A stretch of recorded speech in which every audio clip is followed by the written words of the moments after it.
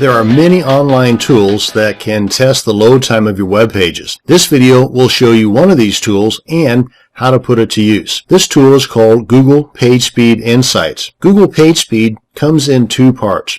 One part, the one this video will cover, is to analyze your web page speed and report to you the results along with suggestions on how to optimize those results. The other part, the PageSpeed service, is a service that will actually automate the optimization process of your web pages to meet the Google's web performance best practices. Google PageSpeed Analysis is a free tool that you can use either online or add it as a plugin or add-on to your Firefox or Chrome browsers, and I'll demonstrate that for you here in just a second. The online tool is actually the best because any updates that Google does to PageSpeed is first done to the online tool, and then later the browser plugins are updated. So for the latest and greatest, you might consider just sticking to the online tool. Now, the overall goal of optimizing your web pages, no matter what tools you're going to use, is to minimize the file size and to minimize the number of times that it takes your site to make a request to your site server, or GET as it's also called. What I mean by that is every URL on your site will require a request to your server for the contents of that URL to display. Let me show you what I'm talking about. Let's head on over to one of my demonstration sites here and check out the page source or the code that makes up this site. I'm going to right click, then left click on View Page Source.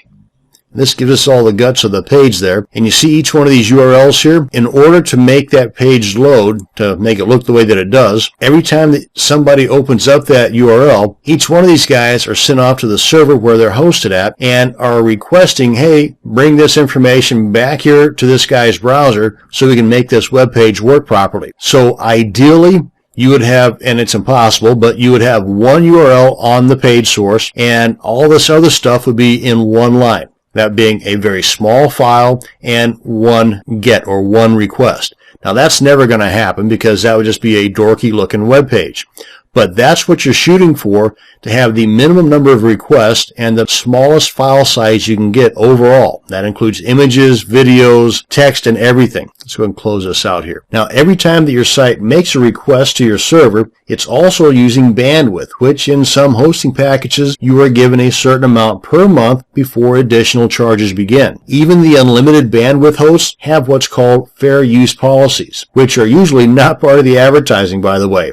So yeah, I know, it's hard to believe that a company would actually say one thing but mean something else. Okay, end of the commentary. When you have reached what is deemed as the limits of that fair use policy, your site can then be throttled back to a standstill or in some cases even be shut down. But my point here is that by reducing the number of requests to your server, you are also minimizing the bandwidth your site is using. So this goal is going to do a few things for you. Number one, it's going to speed up your web pages in your visitor's browser, and that's going to make them happy and much more closer to being a lead or a customer of yours. Number two, since Google uses the speed that your web pages load as part of their ranking process of its search results, you stand a far better chance of landing on page one of those search results, which will in turn bring you more free traffic and more of those potentially paying customers. And number three, reduce your overall bandwidth usage, which can save you money. Okay, now that we've touched on the what and the why of using Google's PageSpeed Insights tool, let's get to the how. Now right now I'm on my Chrome browser, and if we head on over to developers.google.com/speed, that's going to bring us to the PageSpeed page, and on this page is quite a few items related to the PageSpeed service. The one we're going to be dealing with here or diving more into is the PageSpeed Insights. One thing I want to point out, if you scroll down close to the bottom here, this link here will take you to the Performance Best Practices, which is basically a set of rules that Google uses to determine the optimum page speed of a particular website or web page. And that's what these guys are testing here under the PageSpeed Insights. Let's go ahead and click on this guy here. Oh, and by the way, while I'm here on this page, over here on the left, if you click on Community, and then click on PageSpeed Insights here under the group name, this takes you to kind of like a forum or a Google group of page insights. So any questions that you have that you just can't find the answer to by maybe using the Google search tool, head on over here, sign in if you haven't already, and either do a search here for your answer, or go ahead and post your question in here, and in no time at all, you're going to get results. So this is definitely a page you might want to be bookmarking. Okay, so that's that. Come on back here. And click on Analyze with PageSpeed Insights. And right here is the online tool I was referring to, and I'll show you the add-on or the plugin section here in just a second. Let's go ahead and test my site. Copy the URL, paste it right in here, click on Analyze, and it's going to do a couple of things for us here. And this is not done with the plugin. So again, another reason behind using the online tool versus the plugin or the add-on or extension, whatever you want to call it. But it gives you a test for both a mobile version of your site, or how your site looks on a mobile device, as well as how it will test or look on a desktop. And of course, the higher the number, the better your site is ranking. And you want to get the highest number possible, that being 100. But over here under the suggestion summary, you've got 3 colors, red, yellow, and green. The red is the items that you really want to pay attention to and try to fix as soon as possible. The yellow, it's okay. If you've got time and it's not that big of a deal, go ahead and put some effort into fixing it. And then the greens, hey, you got those perfect. Don't worry about those. And if you scroll down to the bottom here, you got the little color code that explains pretty much what I just told you. But under each one of these items is a link to learn more about that particular item. Gives you a little description here. Your page has 2 blocking script resources and 3 blocking CSS resources. What the heck does that mean? Click on Learn More. And each one of these links here will take you to a page that will explain more in detail about that particular element and how you can better optimize that element, which overall will better optimize your entire page. And you can see they're going to be a little bit different for the mobile versus the desktop. So that's the online tool. Let's go ahead and head over to my Firefox browser and check out the plugin version of this. And on the same page, that's the developers.google.com/speed.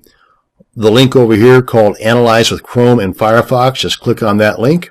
And you've got the 2 options here. And as it says right here, the online version is pretty much a better bet. But if you want, you can install the Firefox extension. Or if you're on the Chrome browser, you can do that as well here. Let's go ahead and install the Firefox extension.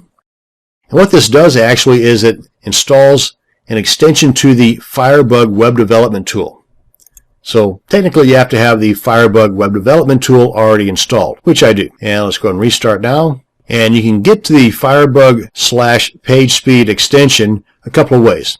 Mine is right up here in the top right corner. I can just click on that and it opens it up to the PageSpeed tab of the Firebug tool. All this here is part of the Firebug tool.